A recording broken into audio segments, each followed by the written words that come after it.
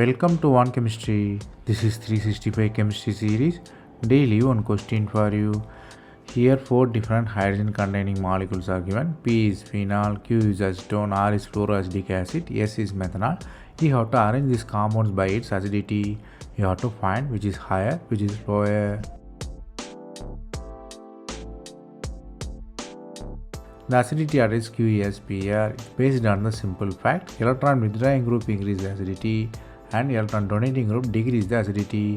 If you look at the P, after leaving of H+, the O- stabilized by resonance, so donate the H+ easily, so it's highly acidic.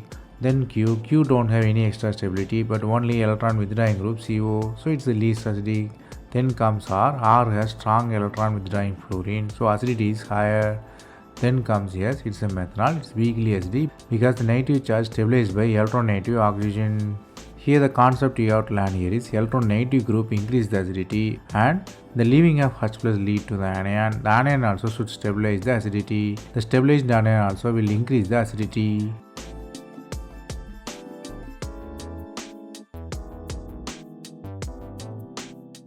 That's all from this video. Thanks for watching.